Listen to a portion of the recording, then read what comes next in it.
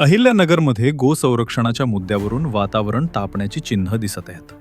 गोरक्षक संघटनांकडून पोलीस प्रशासनाला एक निवेदन देण्यात आले असून कसाईंकडून वाढत्या गोहत्या आणि गोरक्षकांवरील हल्ल्यांबाबत कठोर कारवाईची मागणी करण्यात आली आहे. या निवेदनात गेल्या काही दिवसात राज्यात घडलेल्या घटनांचा उल्लेख करण्यात आला आहे. यवत, नांदेड आणि इतर ठिकाणी गोरक्षकांच्या हत्या झाल्याचा दावा करत या घटनांमुळे गोरक्षकांमध्ये भीतीचे वातावरण निर्माण झाल्याचं म्हटले आहे.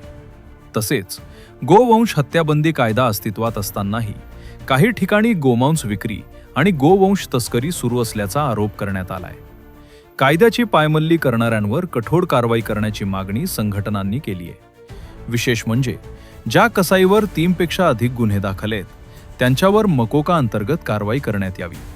तसेच गोवंश वाहतुकीसाठी वापरल्या जाणाऱ्या वाहनांचं परवानं रद्द करण्याची मागणीही निवेदनातून करण्यात आली आहे. गोरक्षकांच्या सुरक्षेची जबाबदारी प्रशासनानं घ्यावी आणि भविष्यात अशा घटना टाळण्यासाठी ठोस पावले उचलावीत अशी मागणी यावेळी करण्यात आली. दरम्यान या निवेदनामुळे शहरात चर्चांना उधाण आले असून पोलीस प्रशासन यावर काय भूमिका घेणार याकडे सर्वांचं लक्ष लागले आहे.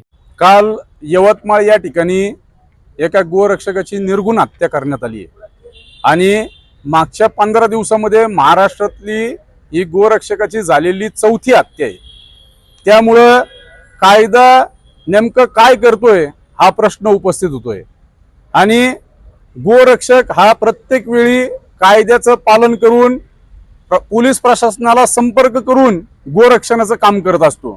कित्येक वेळा आपण पाहिलं देखील असेल की गोरक्षकांच्या बरोबर असणाऱ्या पोलिसांवर देखील कसायांनी हल्ले केलेले आहेत आणि या कसायांच्या वाढलेल्या डेअरिंगमुळं कुठंतरी अहिल्यानगरमध्ये देखील गोरक्षकांवर हल्ला होण्याचा दाट संशय व्यक्त करण्यात येतोय.